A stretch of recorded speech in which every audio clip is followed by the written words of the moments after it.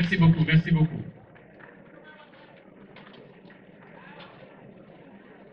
Merci beaucoup. Cette brillante trajectoire de Monsieur le ministre. Alors, Monsieur le directeur, je vous remercie pour ces mots. J'aimerais rappeler que Monsieur le directeur, j'avais dit tout à l'heure qu'à côté de lui, il y a une armée pédagogique. Je dois mentionner aussi qu'à côté de lui, il y a une armée administrative. Monsieur le directeur, en réalité, forme un gouvernement avec le personnel administratif, technique et de service. Avec comme chef de gouvernement, M. Hamidou Sall, le chef des services administratifs. J'aperçois dans la salle Madame le ministre en charge des Finances, la rigoureuse Léna. Et juste à ses côtés, je vois aussi Madame le ministre chargé des moyens généraux, Madame Cissé, la maman constitutionnelle de l'UFR, qui forme un excellent duo avec la mémoire de l'institution, M. Fall. Je n'oublierai pas le ministre en charge de l'éducation, le doyen M. Sam. Et chaque service, à travers le chef de service, nous rendrons aussi hommage aux agents qui travaillent dans ces différents services.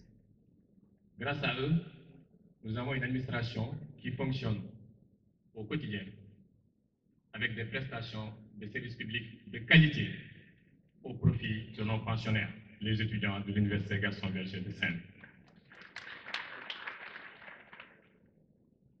Alors, à présent, après cette brillante présentation, Monsieur le ministre, secrétaire général du gouvernement, Dr Boubacar Kamara,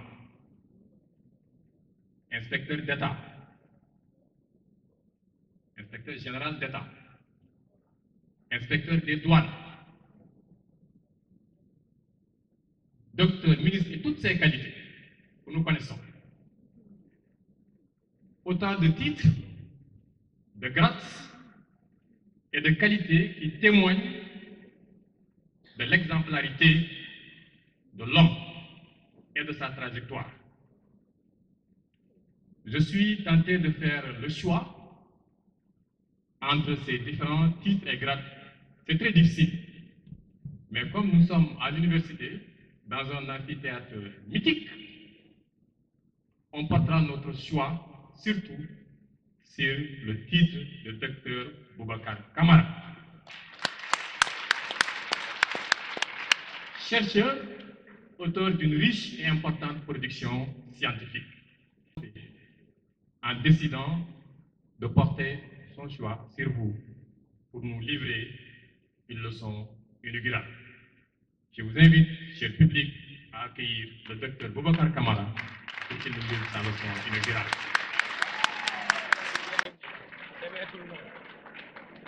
Quand tu l'aimes pas, encore une fois. Maire ou une mairesse adjointe au maire, Madame Maïmouna Dieng, je ne sais pas s'il y en a d'autres. Monsieur le recteur de l'Université Gaston Berger de Saint-Louis, Monsieur le directeur de l'UFR, professeur Samadiaï, Monsieur le directeur du CRUS, c'est comme ça. Messieurs les chefs de département, Mesdames, Messieurs, membres du corps enseignant, et en particulier les doyens, vous avez remarqué à l'applaudimètre l'appréciation qui a été manifestée à votre égard. Je suis leur pas et leur voix. Certains d'entre ces doyens, je les connais personnellement, je les ai pratiqués.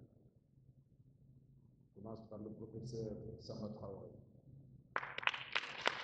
Je l'ai connu à Grand-Yoff, j'étais encore tout petit, peut-être turbulent, mais il nous avait toujours donné l'image de ce grand, prévoyant et très attentif aux jeunes. Quand on jouait au foot et que les grandes personnes passaient, on s'arrêtait en disant sur place. C'est d'ailleurs comme ça que j'ai compris que c'était devenu, j'étais tombé dans le troisième âge. Une fois passé, les enfants se sont arrêtés, ils ont dit sur place, Melen Pavé Boudjal. Ma xool droite, xool gauche, gisuma kenn, ma xam ne man la ñu boobu laa xam ne maintenant j'ai le droit de dormir dans les réunions sans qu'on me le reproche. J'ai également le droit de prononcer la leçon inaugurale en restant assis, comme l'avait fait le professeur Kéba Mbaye. Je pense à Amadouka, professeur, succulent Amadouka, qui est un tueur.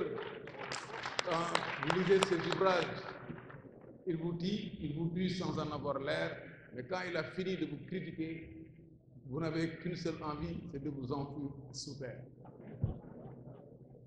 Amadou, merci. Professeur Sylla, je suis content de vous retrouver ici. Nous avons passé d'excellents moments. Vous avez parlé de 2019. Quand j'étais justement candidat, c'était mon directeur de campagne. On nous avait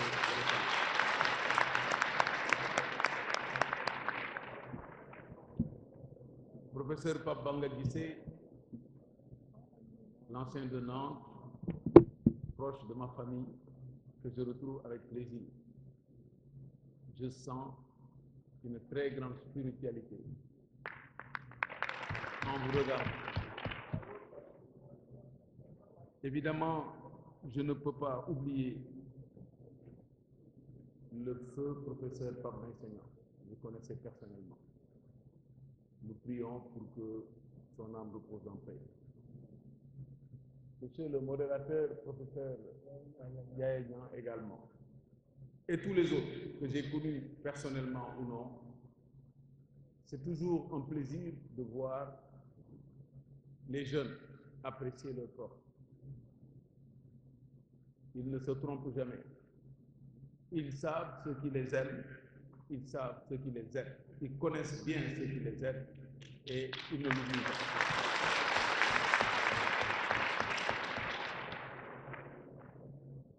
Chers étudiants également, étudiantes de l'université, j'en parlerai tout à l'heure, chers invités. Alors, j'ai 3 cas de documents. Ça, c'est l'introduction. Quand j'aurai fini d'introduire, la partie de la salle qui aura regretté son arrivée ici pourra rentrer tranquillement. Parce que les dégâts vont aller crescendo. Le deuxième tas, il est là, c'est la première partie, ce qu'on nous a appris à l'université, première partie, deuxième partie. Voilà le deuxième tas. Je ne sais pas quel est le plus volumineux, mais je pense que c'est l'introduction qui a pris le dessus ici. Et la deuxième partie, elle est là. Là aussi, ceux qui auront marre d'écouter les dégâts au niveau de l'introduction et de la première partie pourront partir avant. S'ils sont encore patients, ils resteront. Ça, c'est la deuxième partie. Et enfin,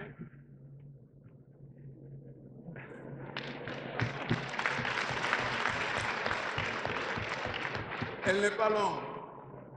Je l'ai commencé en disant, ai-je besoin de conclure?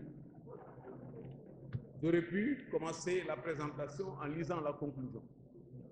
Comme ça, ceux qui sont pressés de rentrer pourront dire que j'étais là jusqu'à la fin. Ça, c'est pas long. Vous pourrez résister à ça. Maintenant, on commence par l'introduction, évidemment. Il y a 14 ans, lorsque je fus informé du choix porté sur ma modeste personne pour prononcer la leçon inaugurale à l'université Cheikh Anta Diop de Dakar, le 14 janvier 2011, je me suis interrogé et je me suis dit que l'université avait pris un gros risque en désignant quelqu'un qui était en train d'apprendre de la vie des leçons non encore sues. Aujourd'hui encore, je m'interroge sur la justification de l'honneur qui m'est fait de sacrifier à ce prestigieux rituel, car tellement de sommité intellectuelle pouvait être à ma place. Bien évidemment, j'ai bien noté que la généreuse et sincère considération que me vouent les autorités de l'Université Gaston Berger, notamment le professeur Samba Diaye et mon très cher ami, cher frère Amadouka, y est pour quelque chose. Mais je suis vraiment fier de devoir m'adresser à un magnifique public dans un endroit prestigieux qui a formé tant de femmes et tant d'hommes qui font la fierté de notre nation. Vous me permettrez d'en citer un seul, c'est le Premier ministre Ousmane Sonko. Le Sénégal lui doit d'avoir été à la tête de l'épique combat pour que notre pays réunisse les conditions d'un développement durable, dans la paix, la transparence et l'équité. Je ne le dis pas, vous le savez bien, parce qu'ils m'ont proposé au poste de ministre secrétaire général du gouvernement, auquel le président Bassirou Diomaye Diakhar Faye vient de mon nom. Merci d'applaudir.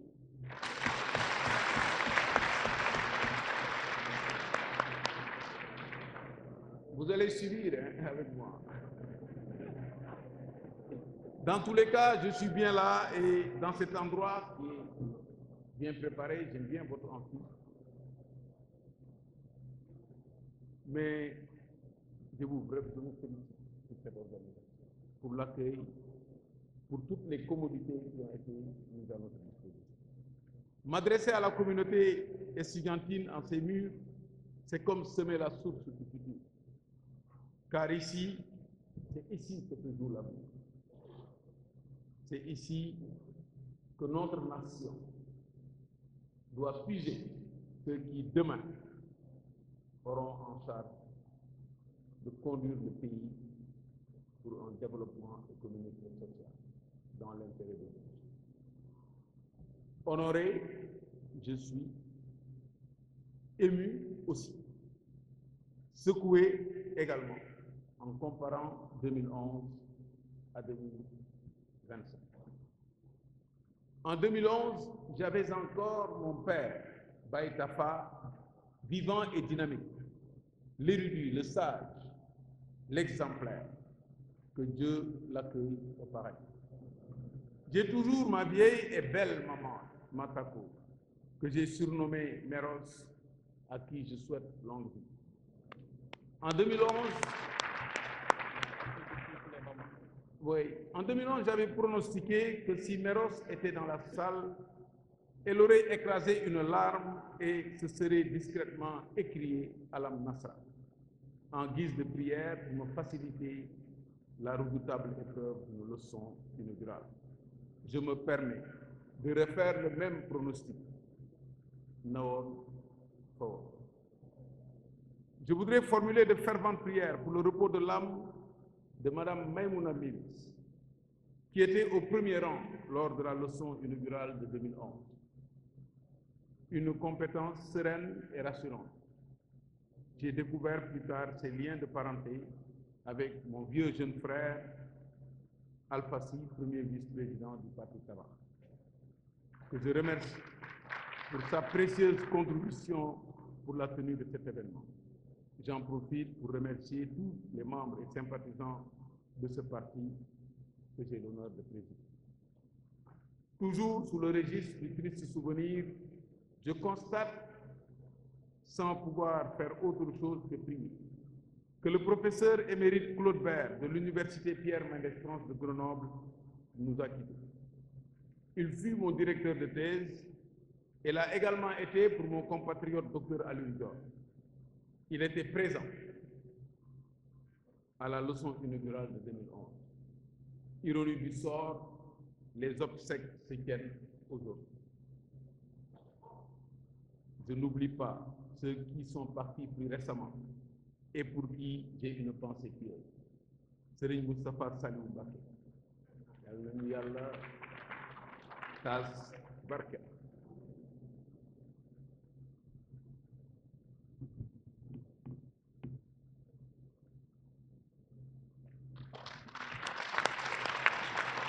Il a constitué pour moi le guide spirituel, l'érudit, le parfait parangon qui pourrait être ce que nous autres soldats appelons dans le parcours du combattant l'échelle du rail Vitène. Le khalife général de Layène, Mouhamadou Makhtar Laye, qui nous a quittés, connu pour sa réserve et son attachement à sa famille. Le pape François, décédé le lundi de Pâques de cette année. Sans compter d'autres, moins connus et dont le souvenir restera gravé dans nos mémoires et nos cœurs.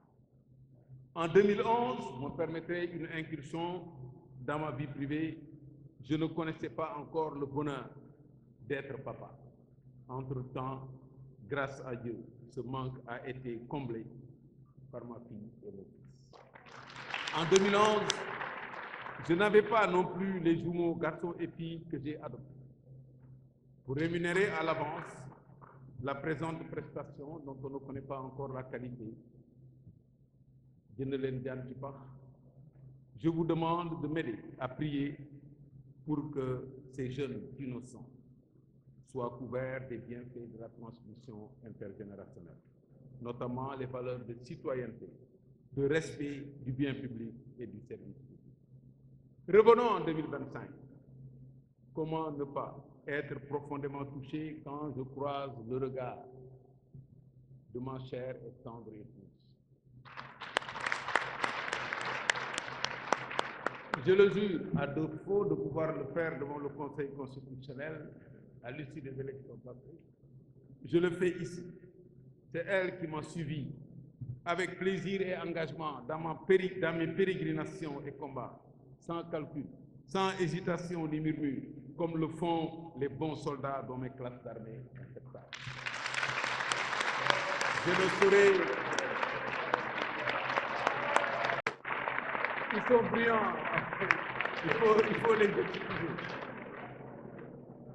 Il faut les excuser, ils sont brillants.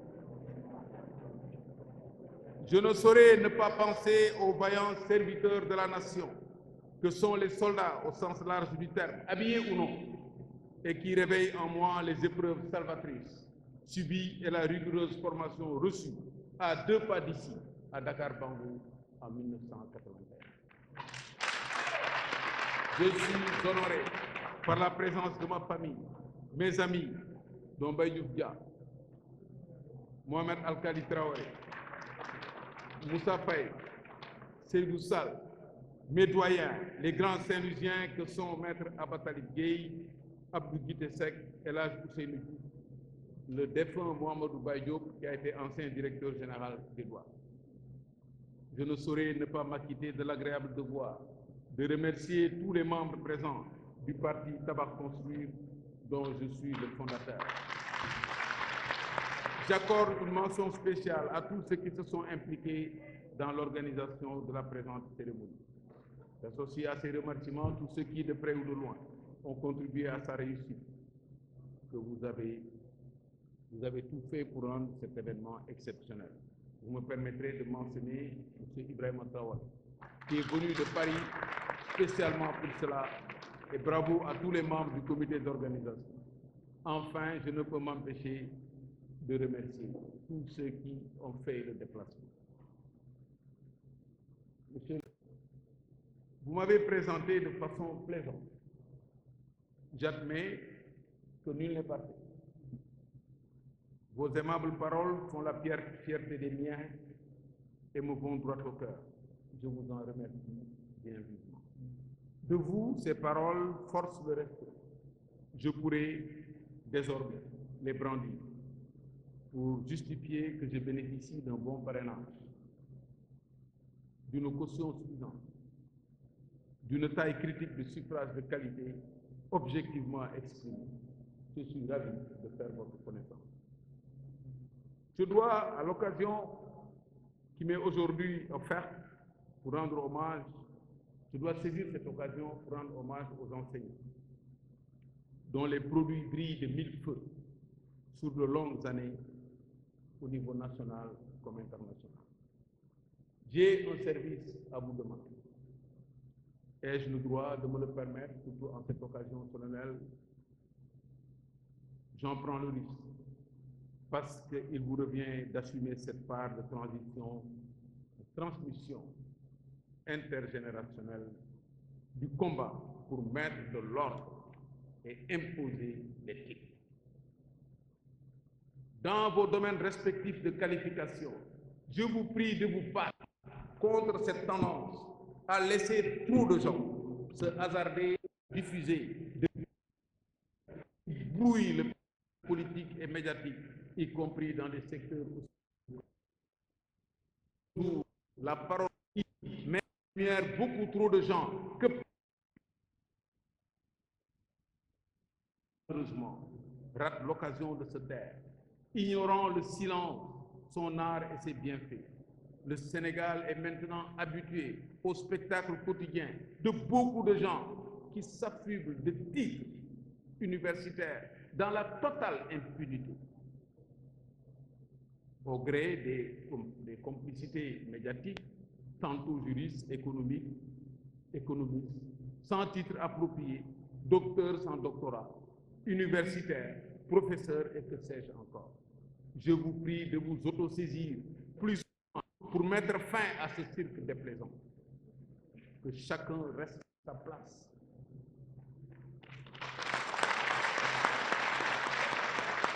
N'oublions jamais que la nature a horreur du vide. Labourez, prenez de la peine. L'État finira par prendre ses responsabilités pour mettre fin au désordre ambiant. Les efforts que vous avez faits pour porter cette belle robe rouge et noire qui rappelle la Saint-Valentin, je le dis, pour une seule personne. Ces efforts-là, vous n'allez pas vous laisser concurrencer. C'est le professeur Abdallah Cissé que j'aperçois. C'est lui? Non. Adrien Lo. Venons-en maintenant au cœur de la cérémonie.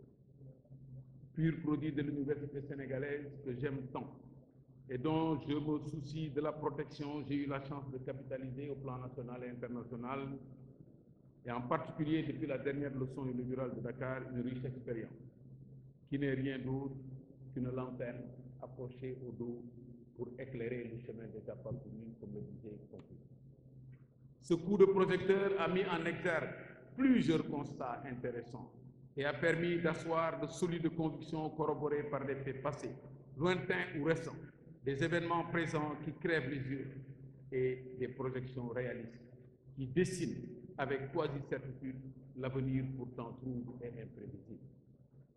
C'est dans le florissant grenier des convictions tirées de l'expérience que nous avons puisé le thème de nos échanges d'aujourd'hui en cette belle et honorable circonstance. Il s'agit de la transmission intergénérationnelle. De quoi s'agit-il? Pour répondre à cette question, commençons par nous intéresser aux notions de génération, de transmission, à l'objet de la transmission générationnelle et à son champ d'intervention. Pour saisir la notion de génération, je vais faire entrer dans la salle deux écrivains africanistes. L'un, lors d'un discours à l'UNESCO en 1960, a prononcé une phrase célèbre et saisissante. Je cite: en Afrique, un vieillard qui meurt est une bibliothèque qui brûle. Amadou Hampâté. Il voulait mettre l'accent sur le fait que dans notre continent, l'ancien est dépositaire d'une précieuse connaissance qui malheureusement disparaît avec sa mort, faute d'une rigoureuse conservation, dans une bibliothèque du fait de la tradition orale. Cette complainte rend compte de la sérieuse menace qui pèse sur la transmission intergénérationnelle. En effet, comment peut-on garantir un échange efficient entre générations si les plus âgés, instruits par la vie, et les jeunes à la porte du futur ne disposent pas d'une plateforme et de mécanismes adéquats d'interaction? Plus d'un demi-siècle après, cet avertissement solennel a-t-il été correctement pris en charge? L'état des lieux qui sera livré tout à l'heure nous fournira des éléments de réponse. Le second invité a dit ceci, je cite, « Chaque génération doit, dans une relative opacité, affronter sa mission, la remplir ou la trahir. » Fin de citation. Pardon? Frantz Fanon. Cette célèbre sentence de Frantz Fanon dans Les damnés de la Terre en 1961 est d'une éternelle actualité. Cette pensée résume de façon magistrale l'incontournable nécessité pour chacun d'entre nous, individuellement et collectivement, de prendre la responsabilité que lui confère l'histoire. L'éternelle responsabilité de chaque génération est de veiller à une transmission optimale des connaissances, savoirs, valeurs et comportements qui soudent la nation et garantissent la cohésion sociale. Partager le souvenir et faire la toilette, faire sa toilette ou s'en servir comme repère durable est le devoir de chaque génération.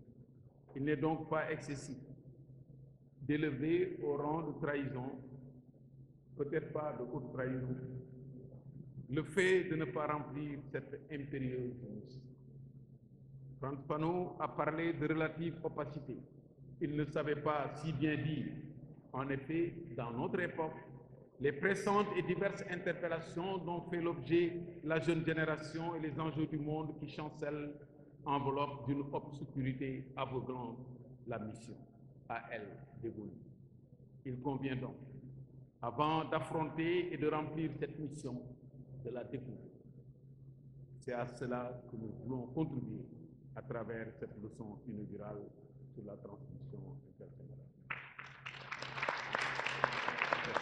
En libérant respectueusement nos deux invités, nous convoquons les spécialistes des sciences sociales qui, pour définir la génération, mettent l'accent sur une sous-population d'un âge voisin, vivant dans la même époque et ayant une culture, des pratiques et représentations communes propres à l'époque considérée. L'âge, quoique quelque peu arbitraire, me servira de critère pour identifier cette génération entre 16 et 35 ans qui couvre la communauté estudiantine dont je suis aujourd'hui l'invité. Cette génération a ses préoccupations propres, sa façon d'agir et ses motivations motrices. Il est donc tout à fait facile de comprendre qu'une autre catégorie sociale, plus âgée, connaisse des conflits avec cette jeune génération. Se comprendre, communiquer, partager des valeurs deviennent difficiles. Ainsi, les générations manquent d'occasion de se connaître, de mieux s'apprécier, de cerner les axes sur lesquels les plus sages peuvent aider les plus jeunes à se débarrasser des tares qui les caractérisent, notamment le rapport avec le temps, la fougue excessive et d'autres qui n'en sont peut-être pas. Plusieurs travaux ont été entrepris par d'éminents chercheurs pour identifier les caractéristiques des générations et comment elles ont été façonnées. C'est ainsi qu'on est passé de la génération perdue de la fin du XXe siècle à la génération alpha, composée de ceux qui sont nés au début des années 2010 avec une tablette entre les doigts, en passant par la génération grandiose du premier quart du XXe siècle, la génération silencieuse couvrant les deux grandes guerres mondiales, les baby-boomers du nom des baby-booms d'après-guerre, la génération X, la génération Y, aussi appelée les milléniaux, dont un mouvement de jeunesse que j'ai fondé en 2016 porte le nom. Certains de ses membres qui ont quelque peu vieilli sont dans la salle. Et la génération Z, les Zoomers, témoins de la prégnance des technologies numériques entre 1997 et 2012. Malgré la pertinence de leurs travaux, il demeure que la transmission entre générations mérite un examen plus approfondi. Venons-en à la transmission intergénérationnelle. Entendu, bien évidemment, en dehors de la transmission héréditaire, ou la transmission de biens, ou de pouvoir, ou d'autres actions qui font passer d'une main à une autre des choses d'une certaine valeur. Il s'agit ici de mettre en exergue les moments d'échange entre catégories clairement différenciées par l'âge et d'autres critères complémentaires et qui font la communication entre elles, qui font que la communication entre elles rencontre beaucoup d'obstacles. Ces échanges intergénérationnels obéissent à des processus conscients et non transgénérationnels comme les noms dits traumatismes et secrets. La transmission renvoie à la mémoire. François Leclerc ne disait-il pas à juste raison que la mémoire, c'est le sang de l'histoire? Fin de citation. À la tête du Centre d'histoire de Montréal, il avait lancé un concept très intéressant, les cliniques de la mémoire, qui consistait à recueillir sous forme de dons des histoires de vie des plus âgés. Les personnes venaient raconter leurs histoires. Ils vendaient leurs histoires. Ils n'avaient pas ce qu'on avait avant, les contes autour du feu, où on nous racontait des histoires que nous gardions et sur lesquelles on tirait toujours à la fin une leçon de morale. Là, ils achetaient ces histoires, ils voulaient éviter l'incendie de la bibliothèque tant redoutée par Amadou Hampâté-Bâ. La transmission, pour être impactante, doit être collective. Elle n'est pas seulement individuelle, elle est plutôt collective et résulter d'une collaboration consciente et d'une solidarité agissante avec une intervention de la société, notamment de l'État, pour que l'objectif d'une plus grande cohésion sociale soit atteint. C'est seulement dans ces conditions que l'on peut bâtir une véritable complicité intergénérationnelle et un fort consensus sur ce qu'il convient de transmettre et comment le faire. Le vénéré Elhadji Malick Sy ne disait-il pas qu'il n'est pas rassuré par une assemblée uniquement composée de jeunes, ni par une assemblée uniquement composée de vieux. Il faut une assemblée où jeunes et vieux se côtoient harmonieusement. Le vénéré Cheikh Ahmadou Bamba Khadimou Rassoul enseignait dans son ouvrage intitulé Le viatique des adolescents s'adressant aux jeunes: ô vous les adolescents, ne vous préoccupez que de droiture, évertuez-vous à la recherche du savoir. Efforcez-vous d'assimiler et de réviser vos leçons et fuyez les assemblées qui entraînent la perdition. Attachez-vous à quelqu'un qui ne cesse d'adorer son Seigneur afin qu'il vous guide dans sa voie droite. Fin de citation.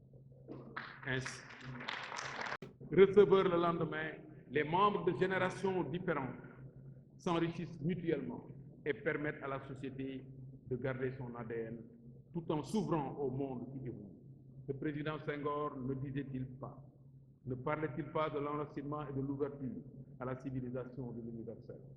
Qu'en est-il de la transmission dans cette civilisation de l'universel que nous vivons, dans un monde où le cerveau humain est fortement concurrencé par l'intelligence artificielle? Il n'est point besoin de revisiter les pratiques sédimentées par les grandes civilisations, celles des 3 livres de parole que sont la Bible, la Torah et le Coran, celles gréco-romaines, africaines ou asiatiques, pour se convaincre de la pertinence de la transmission intergénérationnelle à travers la diversité et la richesse des canaux d'échange consacrés. Pourquoi tant de peine pour sauvegarder la transmission intergénérationnelle? Parce qu'elle est utile à la pérennisation des valeurs sociétales pour garantir l'exigence du bon vouloir de vivre en commun qui fonde la nation. Dès lors, la manière dont les savoirs, les compétences, les valeurs sont transmis aux nouvelles générations devient une problématique centrale et sous-jacente de la nation. En effet, cette question est devenue un levier crucial dans le processus de développement du pays. Face à ce constat, il devient essentiel d'explorer la transmission intergénérationnelle comme pilier pour le renforcement des capacités des jeunes étudiants.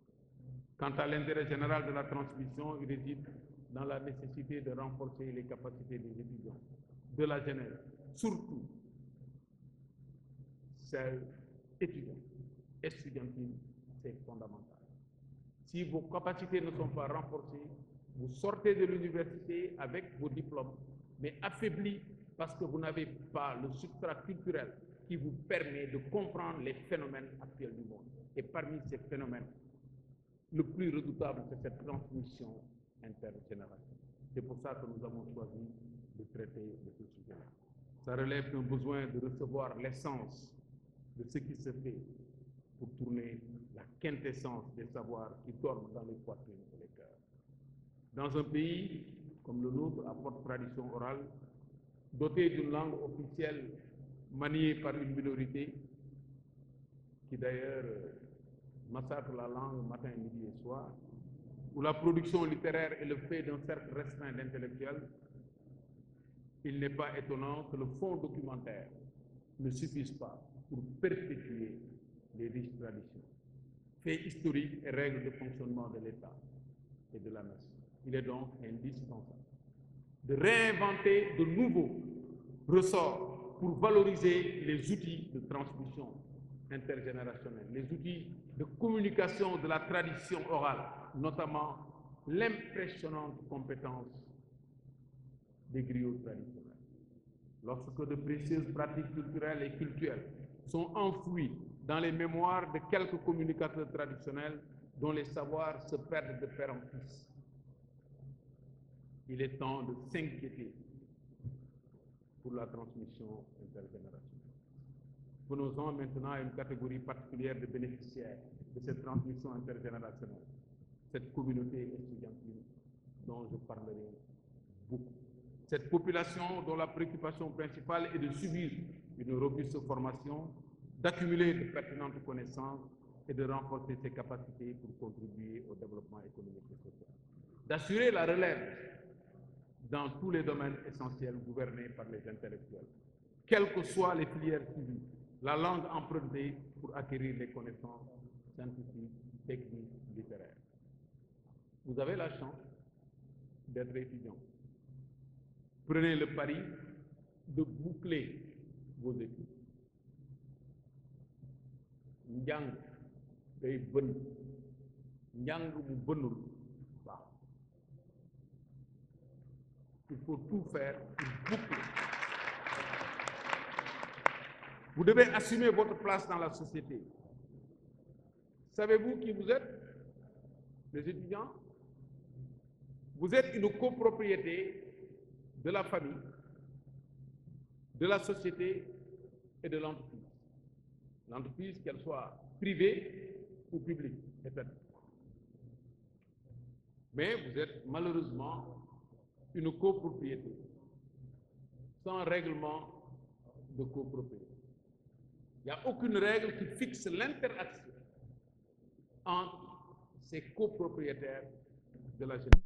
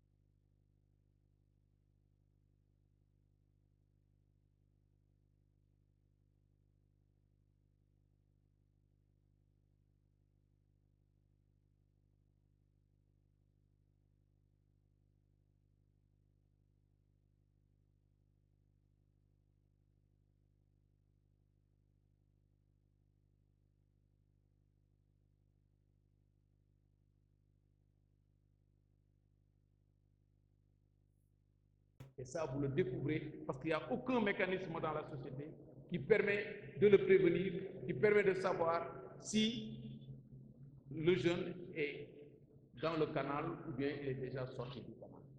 Le jeune est sur les rails ou bien il est déjà loin des rails. Vous le découvrez toujours plusieurs années après et souvent vous le découvrez parce qu'un voisin indélicat vous l'a soufflé dans un garoualet succulent et vous commencez à vous poser des questions sur ce que fait vos enfants. Alors, ces flux d'échange, la famille a ce problème. Après la famille, il y a la société. La société qui a complètement changé, qui est en mutation, avec des techniques, des modèles de communication, un langage même qui a changé. Le langage des jeunes, c'est presque une nouvelle langue qui constitue une barrière, une sorte de cloison avec les autres générations. Il est donc important de savoir qu'ayant perdu la famille, le jeune est ballotté par une société qui l'éloigne davantage de la famille. Et il reste l'État qui, face aux nombreuses difficultés, aux différents problèmes qu'il faut régler pour toute la société, peine à avoir une véritable politique de jeunesse. Les parents se posent toujours la question. Et souvent, il m'est arrivé de poser à des jeunes accompagnés de leurs parents, que voulez-vous faire plus tard? Et l'enfant me décrit avec précision ce qu'il veut faire. Je veux être médecin, je veux être militaire, je veux être footballeur. Et c'est en ce moment-là que le parent le découvre. Parce que la communication avec les enfants est très rare. Il m'est arrivé de demander à un jeune quelles sont ses relations avec ses parents, quel type de communication vous entretenez avec eux. Mu ne ma paa bi daal damay bëggante ak moom yenn saa yi ci gàlle ma laaj paa bi ma ne ko tes relations, la même question i mu ni booy bi foog naa si internet bi la liggéeyee quoi. Donc vous voyez ce type de communication dans un même foyer et il y avait une proximité même des chambres et tout, mais lui il pense que l'autre travaille sur internet parce qu'il est toujours s'il a la connexion, il est heureux, et l'autre, il ne voit son père que quand il le rencontre. Ce n'est pas notre éducation. Tu devais te lever le matin, sangu, julli, nuyo, saluer tes parents, tu les salues, tes parents t'accueillent, te posent des questions, qu'est-ce que tu as fait, etc. Tout ça, c'est parti. On a laissé partir ça comme ça. Et donc, il n'y a pas de transmission. Et s'il n'y a pas de transmission, on laisse la société entre les mains entre guillemets du diable. Et ce diable nous reproduit d'autres phénomènes qu'on ne comprend pas et on y reviendra tout à l'heure et c'est ça l'objet de la conférence dans le milieu familial. Donc, livré sans défense à une société féroce, la jeunesse qui a du mal à distinguer l'utile du futile, l'essentiel de l'accessoire, le durable de l'éphémère, s'enferme dans une citadelle de la jouissance alimentée par une connexion permanente, trouvant en Google une badienne et des frères, sœurs, cousins et voisins chez TikTok, Instagram et autres applications populaires. Cette jeunesse se parle à elle-même et se déconnecte de tous les canaux d'une transmission intergénérationnelle optimale. Enfin, l'entreprise étatique ou privée qui a besoin de la force de travail de cette jeunesse pour se perpétuer et prospérer, n'y puise qu'une infime partie dont le sort varie en fonction d'un concours de circonstances et laisse en rade la majorité de jeunes obligés de trouver un autre chemin, considérés comme des déchets. On parle même de déchets scolaires pour des êtres humains qui ont raté leur formation. Donc, heureusement que c'est des êtres humains, certes frustrés et aux capacités réduites, mais encore debout et courageux. L'État, les entreprises privées parlent à cette jeunesse sous le prisme unique du capital humain qu'il faut employer. L'emploi des jeunes, l'employabilité des jeunes. Alors que ce n'est pas seulement l'emploi.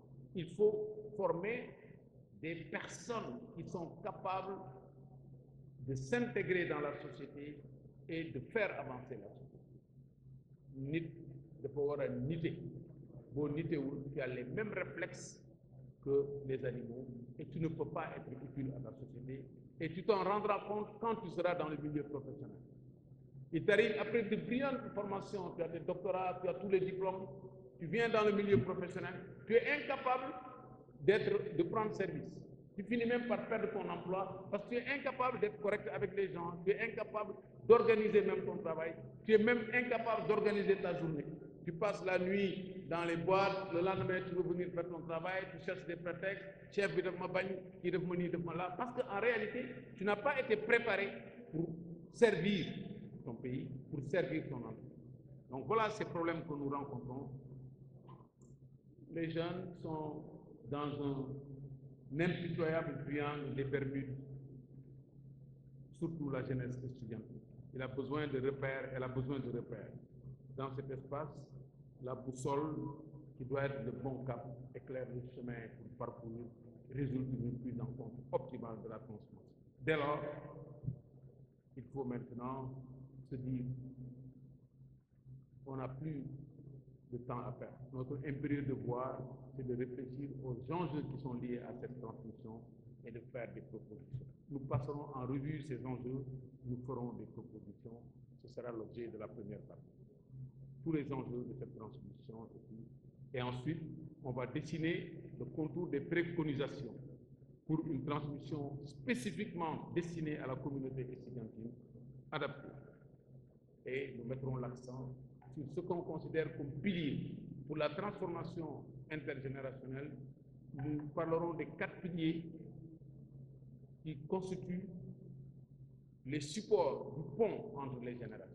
Et c'est ce pilier qu'on va essayer de construire ensemble. C'est dans cette deuxième partie que nous allons le faire. Voilà, l'introduction est terminée. Ceux qui veulent sortir peuvent lever la main. Qui veut sortir? Voilà. Ça, c'est la première fois. Mais dès que je commence, vous ne pouvez plus sortir. Hein? Les 4 sont sous une tempête effroyable qui balaye tout sur son passage. Voilà l'image à laquelle renvoie le sort réservé à la transmission intergénérationnelle. En effet, malmenée par la production normative, ignorée, même si elle impose sa présence dans les relations sociales, la transmission intergénérationnelle subit de plein fouet les transformations foudroyantes, modernes, notamment en matière de technologie de la communication. Parents pauvres, des instruments indispensables à la cohésion sociale qui laissent pantois de pauvres parents qui s'interrogent sans savoir auprès de qui attendre le secours. La transmission intergénérationnelle a fini par engendrer des conséquences désastreuses qui irritent les veines de la nation et de l'État au point d'y imprimer des plaies qu'il urge de guérir et des vilaines cicatrices à effacer. Un état des lieux. Quel est l'état des lieux? Il y a d'abord une insuffisante formalisation de la transformation, de la transition intergénérationnelle. On n'a pas formalisé les canaux par lesquels les uns parlent aux autres, transmettent leur expérience. C'est comme un relais. Quand il y a une course de relais, vous faites votre part et vous donnez, comment il l'appelle, le bâton, le témoin, vous le passez à quelqu'un d'autre. C'est organisé. On sait que c'est les premiers groupes qui partent et tout. Ici, il n'y a aucune organisation de cette transformation. Il n'y a pas de cadre formel. C'est un premier problème. Donc, c'est au gré de l'expérience des familles, c'est au gré du passage des jeunes que on vous dit c'est comme ça que ça doit se passer, c'est comme ça que ça doit passer. Si vous regardez votre propre journée, chacun scrute son calendrier quotidien. Quelle est la place que vous avez accordée à la transmission aux jeunes générations, même à vos propres enfants?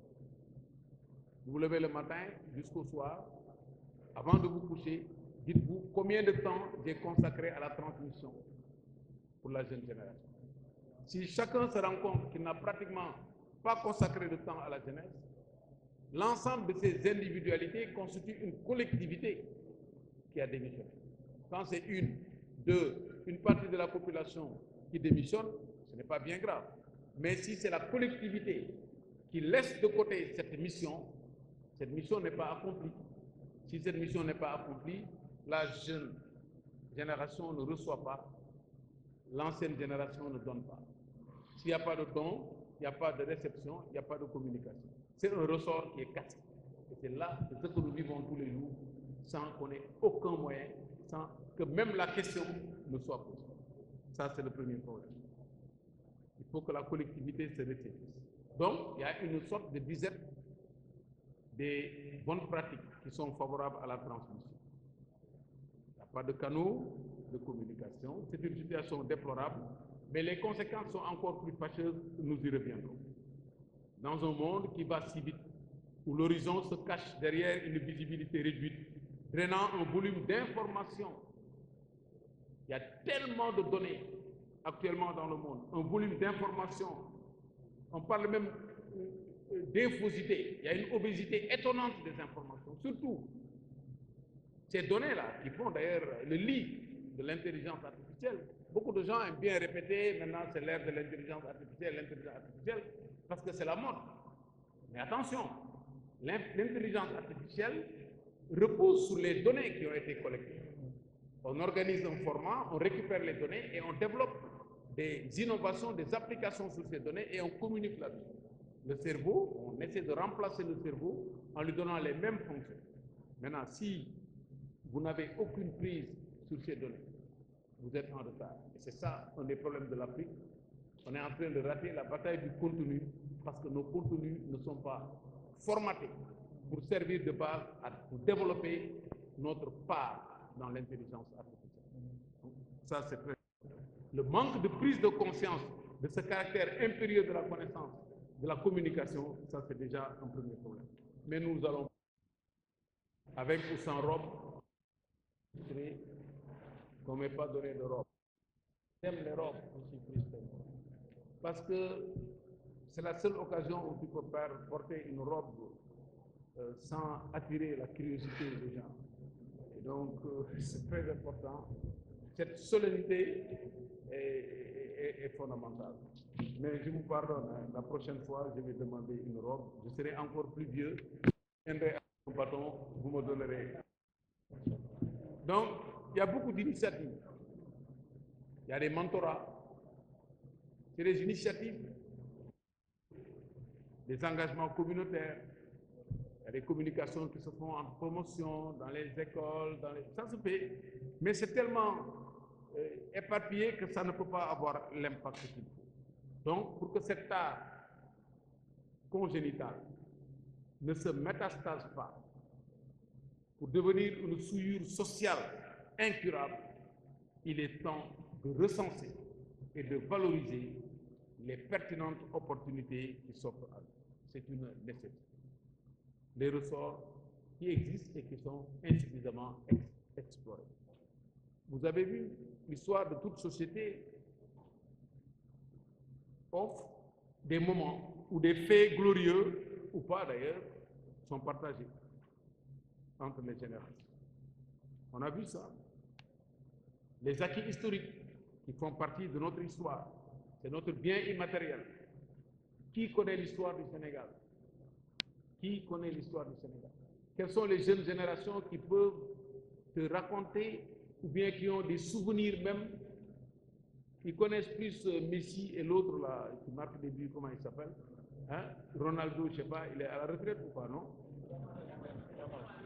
Yamar. Il paraît que Yamar, on m'a parlé de Yamar la dernière fois, complètement perdu. Ils connaissent plus que Maba Diakhouba, que la Dior, que comment le Sénégal est devenu le Sénégal, la Fédération du Mali, comment ça s'est passé, pourquoi un Diarra au Mali, on l'appelle Ndiaye au Sénégal, pourquoi un Traoré, on l'appelle Diop, etc. Aucune connaissance de tout ça. Et c'est ça que nous vivons. Et vous perdez ces connaissances au fur et à mesure, vous devenez, vous savez, les colons, quand ils sont venus, ils ont dit qu'il y avait une tabula rasa, que vous n'avez rien. C'était une meilleure façon de nous imposer notre civilisation. Maintenant, on n'a pas besoin de colons, parce que c'est nous-mêmes qui effaçons de nos mémoires les souvenirs qui doivent être transmis. Et voilà le problème que nous avons. Donc, il faut absolument retravailler ça. Il y a des initiatives. Il faut faire renaître les canaux traditionnels. Vous avez connu l'arbre à palabre, le pink, le cassac, hein, les contes autour du feu. On peut les moderniser en utilisant les outils actuels. Aujourd'hui, on fait des groupes WhatsApp où on parle, il y a des groupes de famille, il y a des groupes, on parle de la religion, etc. Ça, c'est des canaux qui n'existent pas, qui sont aujourd'hui à notre portée, qui peuvent nous permettre de faire renaître petit à petit cet échange-là qu'on n'a pas. Donc, il faut faire renaître les canaux entre les générations, les gamous, les magal. C'est des moments où il y a des promotions de la vie religieuse, etc. Ça, il faut les valoriser. Les zikrs, les chassidas, tout ce que les gens ont comme valeur et développer le tourisme culturel pour vendre ce qu'on a. Si ce qu'on a, on n'arrive même pas à le vendre, qu'est-ce qui va faire notre particularité? Ce qui fait que finalement, lorsque une personne va se parler de sa culture, de sa vie, de ses pratiques culturelles, vous êtes perdu. C'est comme si vous n'en aviez pas. Si vous en avez, mais ça n'a pas été synthétisé, il n'y a pas eu une organisation formelle, ça n'a pas été enseigné, ça n'a pas été transmis. Donc, vous ne pouvez pas le rendre, vous ne pouvez pas communiquer parce que ce n'est pas produit dans un format comestible. Il suffit de l'organiser, de le produire dans un format comestible pour permettre aux jeunes générations de savoir ça, c'est nos valeurs. Quand quelqu'un va vous parler de Jeanne d'Arc en français, en expliquant les exploits et tout, vous lui parlerez de Dateyala, vous lui parlerez de Aline Sitoé Diatta en expliquant. Mais s'il faut aller fouiller, taper sur Internet, Google, Badiane, kan mooy Aline Sitoé, mu génneel la nga recopier ko, ce n'est pas de la transmission. C'est une transmission éphémère, c'est une transmission occasionnelle, c'est une transmission accidentelle, c'est une transmission opportuniste. Et ce n'est pas ça la transmission intergénérationnelle. Les canaux doivent être organisés, il faut faire la renaissance. Ensuite, il y a la contribution des institutions scolaires et universitaires. Vous avez l'occasion d'avoir un produit qui vient vous écouter, profitez-en pour lui donner d'autres informations.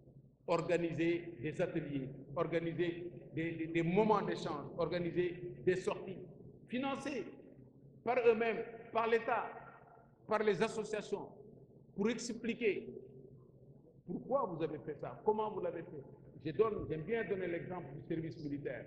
Est-ce que vous savez les bienfaits, vous connaissez les bienfaits qu'il y a à être soldat de deuxième classe? Avoir été soldat, c'est l'école de l'humilité. L'école de l'humilité. On vous, comme on dit en Wolof, vous nous tojee sa xol quand tu es soldat, demain quand tu seras dans une entreprise, tu pourras supporter cet environnement hostile. Parce que si vous venez dans une entreprise, vous n'avez pas toujours que vos amis. Vous pouvez être à l'université, et vous voyez quelqu'un, il ne vous plaît pas et tout. Mais ce n'est pas une raison pour se barricader, pour avoir une attitude négative vis-à-vis des autres. Mais si tu n'as pas eu cette formation, si tu n'as pas été préparé aux épreuves, tu es perdu. Et beaucoup de nos jeunes, c'est ça. L'idée du service militaire qui permet aux gens de comprendre non seulement les règles de la citoyenneté et la nation, mais également d'avoir une attitude. Arbitrairement, dans l'armée, vous êtes là, vous venez d'arriver, vous êtes un bleu, un cri, on vous fait faire toutes sortes de manœuvres. Moi, je me souviens de deux choses que on m'a une fois demandé. J'aime bien le café, je pense que c'est de là où j'ai aimé le café. On m'a donné du café en pièces détachées. Est-ce que vous savez ce que c'est? Le café en pièces détachées, on vous donne d'abord un peu de café, le moch, ñu jox la benn suukar daga nga mocc, ñu jox la tuuti ndox bu tàng nga naan, et on te dit que dinañ jaxasoo ci biir quoi. Là, c'est fou quoi. Tu le fais avec tellement de sérieux que finalement, quand on te demande demain de faire des choses raisonnables, tu n'as pas de problème. Donc cette formation, les institutions doivent contribuer à cela. Les opportunités aussi qui sont offertes par le monde, les techniques aujourd'hui qu'on a. Imaginez ce qu'on a comme outil de communication. Aujourd'hui, il n'y a plus de lettres, à la poste. Avec le mail, vous avez vos problèmes. Il n'y a plus les transports, les tchac-tchac, tout le monde qui change, les GP, vous gagnez tellement de temps que vous pouvez profiter de ce temps-là. Mais personne ne va plus à la bibliothèque. Les enfants ne lisent plus, j'y reviendrai tout à l'heure. Donc ces instruments modernes qui ont bouleversé les habitudes doivent être utilisés dans le sens de la transmission intergénérationnelle. Et il y a des circonstances bouleversantes. Ce déficit de transmission, ce n'est pas seulement un manque de récit, c'est un trou extrêmement payant dans notre chaîne de valeur. Tu manques une opportunité, ce n'est pas grave, tu peux rattraper. Mais ce manque d'opportunité creuse un trou dans la construction citoyenne. Tu perds quelque chose que tu ne peux pas rattraper. Comme disent les Anglais, lost time never found again. Quand vous perdez du temps, vous ne pouvez pas le rattraper. Et les aînés, n'ayant pas l'occasion de transmettre aux jeunes, gardent leur savoir. Les jeunes, n'ayant pas l'occasion de recueillir les récits des aînés, s'en éloignent, ne les connaissent pas, les oublient, et les cloisons se dressent entre eux, et la société avance, chacun dans son couloir, comme en athlétisme, les lignes parallèles ne se touchant pas, on se retrouve dans une situation où ils ne vont même pas se retrouver. Parce que wolof day wax ne garab ca kaw lay fekkante, mais fii doo fekkante sax, parce que chacun est dans son couloir. Et au fur et à mesure que vous avancez, le trou, les trous se creusent et chacun a sa vie. Et tu finis par la langue, le langage que le jeune utilise, ça devient une langue que l'autre ne comprend pas.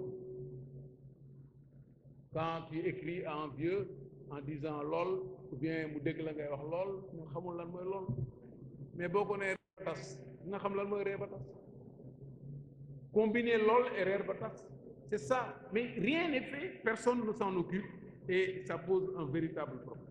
Donc on a raté un rendez-vous qu'il faut essayer de rattraper. Alors, il y a des assauts, c'est vrai, qui sont irrésistibles avec le système actuel qu'on a, mais on n'y peut rien, le monde est en mutation, la transmission vacille, il vacille au point de menacer même le fondement aujourd'hui de notre nation. Si on continue comme ça, à être ensemble sans être ensemble, on finira par briser notre société. Prenez l'exemple chez vous, vous invitez à un yendu ou un ndogu chez vous pour des retrouvailles, vous n'êtes pas le téléphone. Chacun est avec, je suis là sans être là. Il n'y a aucune communication. Si vous le remarquez, surprenez les gens dans cette situation, prenez une photo, vous allez vous rendre compte. Si vous chronométrez, parce que moi je m'amuse à faire tous ces dégâts-là, je chronomètre parfois le temps où les gens s'écoutent et se parlent. Même quand les gens se parlent, ils ont leur téléphone, ils pensent qu'ils ont raté quelque chose. Peut-être un wave attendu, mais tu rates rien en gardant ton téléphone. Tu rates rien du tout. Alors qu'en écoutant le professeur ou quelqu'un que tu n'as jamais rencontré, qui est dans un autre domaine, dans un dîner, tu l'écoutes, que Seydou Sissal te parle de germes de ville, dans l'aménagement du territoire, vous apprenez des choses extraordinaires. Mais si vous lui donnez les wolof di wax dama ko bàyyee benn nopp, ñun ñëpp benn nopp la ñuy bàyyee suñu projet. Et avec ça, on n'a pas de transmission intergénérationnelle. C'est un déficit qui est extrêmement grave. C'est un trou qu'il faut combler. C'est un bouleversement dont les conséquences sont énormes. Je retiens deux conséquences. La première conséquence, c'est sur l'identité. Qui sommes-nous aujourd'hui? Nous ne savons plus qui nous sommes. Je peux même poser la question, que sommes-nous? Est-ce que nous ne sommes pas devenus que des objets? Est-ce que nous sommes des robots imparfaits ou des humains robotisés? Parce qu'il y a des comportements qui sont des comportements de robots. Tu viens à un déjeuner, tu as ton téléphone, salam alaikum, malaikum salam, même quand le gars, on te le présente, oui, ça va, tac, tac, tac, tac. Ça, c'est un comportement humain, ça. Et on s'est habitué, personne n'est plus choqué par ça. Même ton enfant, gan day ñëw sax nga ne ko nuyul sa tonton mu ne xaaral ma yeggali jeu bi wala du la faale. Il est concentré sur son jeu et c'est la maman qui justifie en disant non moom kay bu commencé jeu bi kenn mënatul wax ak moom. On sédimente, on accepte cette façon de vivre qui est en train de détruire notre société. Alors, il faut répondre à ces interrogations, il faut l'organiser, ces flux, ces moments d'échange. Et je pense que ça c'est important et ce marquage-là est important. Le langage, les expressions, tout doit être revu. Évidemment, les modes et modèles modernes, ça creuse l'écart, mais il faut savoir comment les dompter, comme on dompte un animal dans un cirque. Si tu n'arrives pas à dompter l'animal dans un cirque, tu ne peux pas faire de cirque. Mais avant, il faut que tu domptes l'animal. Même quand on fait ce qu'on appelle, vous connaissez bien, les cimbres. Hein? Les cimbres, il y a des gens, quand le lion, le faux lion, vient, ils peuvent jet. Mais nous, nous dara. Donc on marche comme ça, on se livre en aveugle, comme disait Andromaque, au destin qui nous entraîne. Et là, on n'a pas de société. L'autre problème, c'est l'état de droit. Les règles, l'état de droit, les droits et libertés. Tu as tellement de liberté que finalement, tu mènes une vie qui est asociale ou antisociale. Le droit, à la limite, les gens se disent que ce n'est pas important. La citoyenneté, les règles, la soumission d'État au droit. C'est pour cela qu'il faut travailler à la renaissance du droit.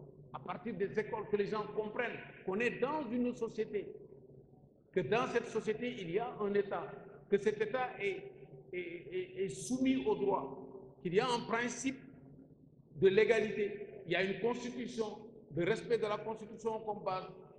Aujourd'hui, Casneu, avec les débats politiques, les gens se posent des questions, mais dès le jeune âge, aujourd'hui, les enfants qui ont tous les outils entre la main, ils peuvent comprendre ça. On pouvait le comprendre avant, de commencer le droit, après le bac et tout, mais aujourd'hui, ces instruments élémentaires du droit doivent être enseignés aux enfants pour qu'ils comprennent qu'on est dans une société. Mais si tu ne comprends pas que tu es dans une société et que tu subis en plus les assauts des nouvelles technologies et d'une façon de communiquer, mais tu vas vivre seul toute ta vie. Il y a des gens qui font des études, les gosses, ils ont tout. Ils n'ont même pas de... Ils ont une lettre de motivation, ils ont un CV, ils ne savent même pas où est-ce qu'il faut déposer son dossier. Ils ne connaissent même pas l'organisation de l'État, il ne faut pas te faire la distinction entre une entreprise privée et une entreprise publique, l'emploi dans la fonction publique, l'emploi dans le privé. Un enfant, aujourd'hui, les jeunes peuvent le comprendre, il faut leur enseigner ça pour rattraper cette situation, et je pense que ça, c'est très important. Donc, le droit doit sauver l'humanité du naufrage des big data et de leur utilisation en devenant une discipline populaire, généralisée et donc socialement utile. Ça, au moins, la base, les gens comprennent lan moo xew coow li il faut savoir fan ngay teg sa tànk. Dans quelle société tu es, comment la société est organisée, qui fait quoi, qu'est-ce qu'un président de la République, qu'est-ce qu'un premier ministre, qu'est-ce qu'une élection, quelle est la place d'un marabout dans une société. Si tu ne sais rien de tout ça, tu peux injurier qui tu veux. Tu peux avoir un langage, bon, mais si marabout bi, nako sëñ bi nako mooy naka affaire yi. Tu es perdu. Mais personne ne t'a dit comment on salue un marabout. Mais la façon de saluer un marabout, ce n'est pas la même chose que la façon de saluer ton copain. Taf, Dour, d'aller avancer. Ce n'est pas la même chose. Voilà, on fait que c'est mon professeur du temps, on les salue. Ben, pas, il y a une donc ça. Voilà, tons. Donc, on ne leur dit jamais que ce n'est pas comme ça que ça doit se passer. Et ça, moi, je passe mon temps à regarder les comportements, les gens. Quand quelqu'un parle, tu lui coupes la parole sans problème. Après, tu ne l'écoutes même pas. Si tu as la chance d'être écouté, après cela, même dans les réunions des plus grosses instances, tu t'en rends compte. Les gens qui n'ont pas reçu cette éducation-là, ils ont des comportements incroyables. Les délais, ils disent, oui, je ne peux pas faire. Non. Je pense que tout le monde sur le plan où marche. Alors que tu as un devoir comme ça. Pour moi, ce n'est pas grave parce qu'il n'y a pas de sanction. Il n'y a pas de sanction au Sénégal. Ni sanction positive, ni sanction négative. dañ lay jëw rek waaw jëw bi mooy sanction xaar ba nekkoo fa ñu wax la yekk la lu mel ni xeme ah après ils sont contents de t'avoir détruit mais tu continues à refaire la même chose et voilà le problème qu'on a et avec le droit je pense qu'il faut absolument sauver ceux qui veulent partir c'était la deuxième partie ils peuvent me dire la deuxième partie il faut professeur merci il va arriver, vous n'êtes pas inquiet, vous n'avez pas besoin de poser des questions. Boy dem fo xam ak boy dem fo xamul du ben. Boy dem fo xam da ngay jubal directement. Boy dem fo xamul da ngay laajte. Donc si tu veux gagner du temps sans en perdre, il faut que tu bénéficies de la transmission. Alors en bénéficiant de cette transmission, le jeune étudiant qui tire profit de l'exemple et de l'expérience des anciens complète harmonieusement sa formation. C'est une sorte de bibliothérapie. On se soigne à l'image de médecin, tu te soignes. À partir du livre, en lisant, c'est comme si tu avais vécu plusieurs vies et plusieurs expériences. Et là, tu te guéris en accumulant des connaissances qui viennent d'autres. Et en général, c'est des connaissances qui sont livrés gratuitement. Et le Wolof le traduit très clairement. Ils disent mag day toog di gis loo xam ne xale day taxaw te du ko gis. C'est ça. Mais pourquoi mu koy gis? C'est pas que da ko gis, il l'a déjà vu. Il l'a vécu. Xam na ne bii foofu jaaree fii nga jëm du fa jaar moom xam na ko mais yow xamagoo ko yaa ngi topp sa bànneex. Un enfant qui s'amuse à fumer des trucs de drogue et tout ça, il est content, il fume, il fait le malin et tout, mais il ne sait pas, il ne connaît pas les conséquences. Un vieux qui a vécu dans un milieu où certains fumaient, d'autres ne fumaient pas, il a vu le sort de ceux qui fumaient et ceux qui sont devenus après. Échec total, qui finissent par demander de l'argent pour acheter de la cigarette pour de quoi vivre. Donc, si vous toquez, vous savez qui est le limite de il peut même t'injurier parce qu'il pense que tu es en train de lui, comme disent les Ivoiriens, de lui gâter son plaisir. Et donc ça, c'est très important. Pour ce faire maintenant, il faut réorienter. Et la réorientation, c'est faire que l'enfant soit déjà un citoyen. Si tu sais que tu es un citoyen, que tu appartiens à une entité, tu as un repère, tu as un élément de comparaison. Quel comportement je peux avoir pour mériter ce titre de citoyen, pour faire partie de l'équipe? Si l'enfant n'est pas lié par ce lien de citoyenneté avec la société, mais il a une liberté totale. Il pense qu'il est libre de faire ce qu'il veut. Alors que ce lien de citoyenneté, si c'est ancré dans sa tête, son comportement, qu'on lui répète ça tous les jours, que les canons, il les retrouve à l'école, dans les milieux et tout, mais il a un critère pour savoir s'il est normal ou s'il est anormal. Donc, cette citoyenneté-là, elle est importante. Et il faut aussi que des valeurs soient discutées et acceptées comme des valeurs cardinales. Ce que j'ai essayé de faire dans mon livre, Construire le Sénégal du futur, j'ai proposé 5 valeurs, 5 principes directeurs et 3 valeurs qui doivent être considérées comme valeurs cardinales. Le premier principe directeur, c'est que il faut considérer que chaque fois que vous devez gagner votre vie, c'est sur la base du travail.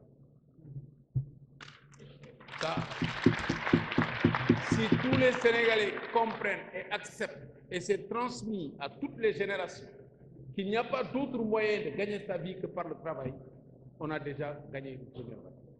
Au Sénégal, qu'est-ce qu'on dit? Khalis ken duko, liguey dañ koy, mais pour lijeenti khalis, ñu lijeenti le bus. Vous avez vu tous les gens qu'on est en train de lijeenti là, hein? Mais tout le temps dañ leen lijeenti. Le travail, c'est une valeur. C'est le seul vecteur pour le développement. Tu n'as pas d'autre.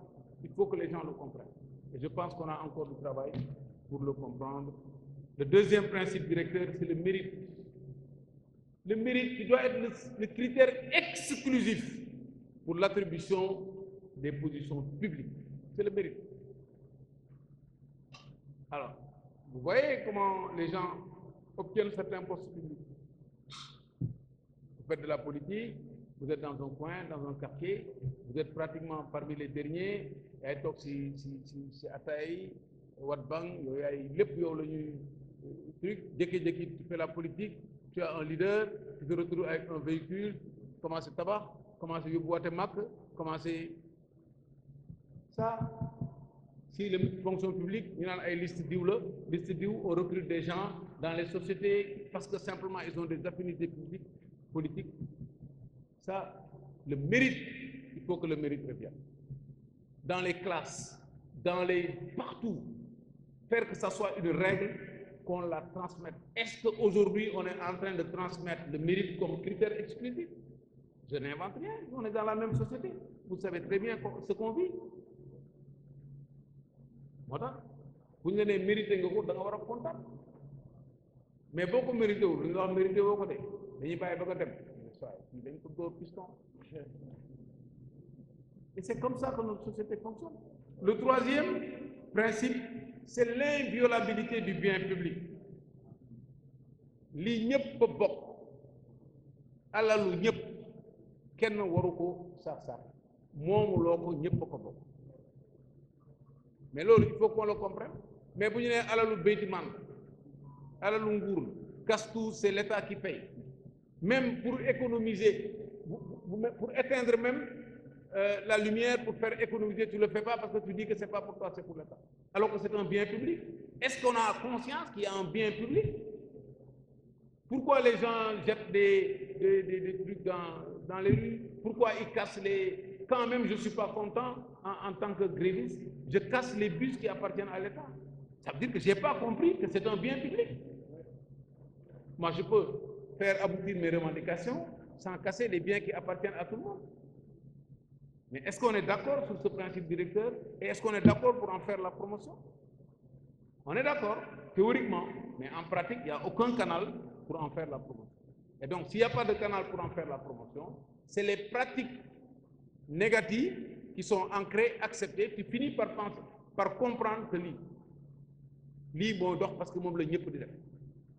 Et là, on est mort. Le quatrième principe directeur, c'est les convictions, le respect des convictions religieuses, culturelles, la diversité.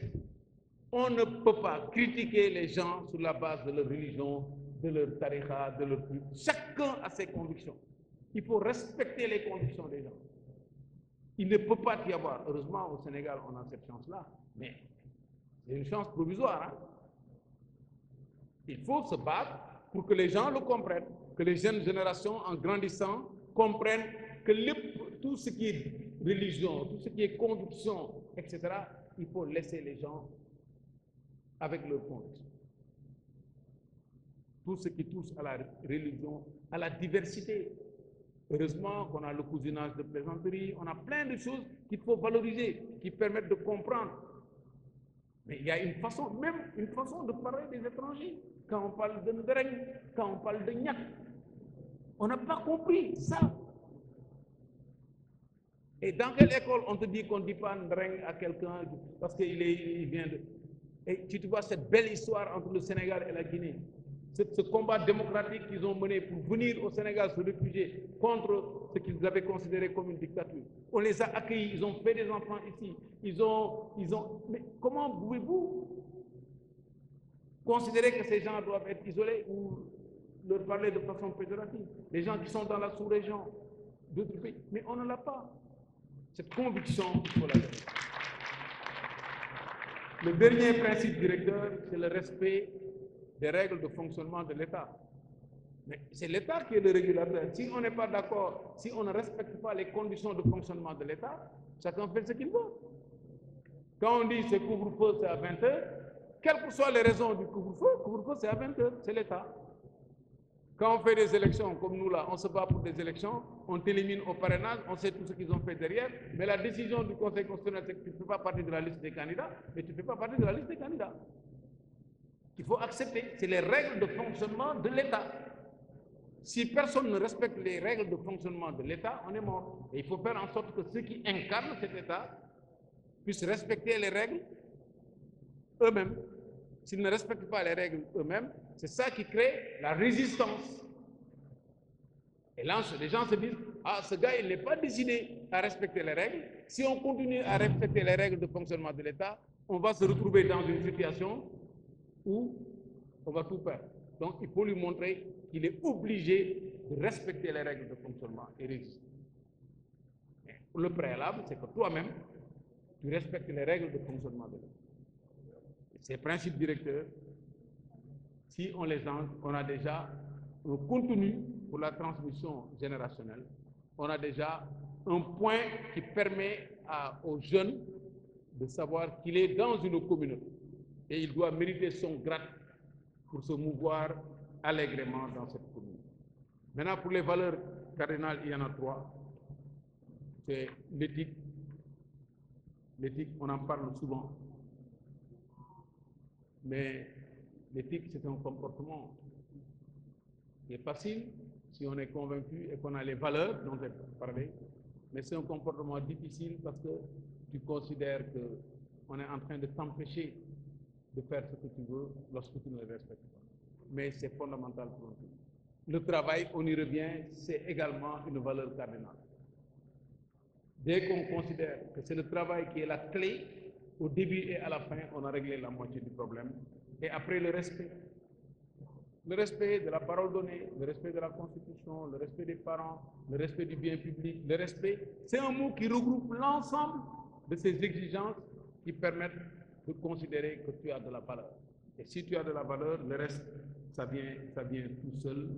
Et je vois au fond de la salle, j'entends quelqu'un, nommons-le Moustapha Cissé, j'ai un cousin qui s'appelle comme ça, il me dit, tu es en train de nous reprendre les principes que tu ressasses dans ton livre et dans la vie quotidienne. Je lui dis, monsieur, vous avez raison, mais laissez-moi le droit d'avoir raison de procéder ainsi tant que je ne constaterai pas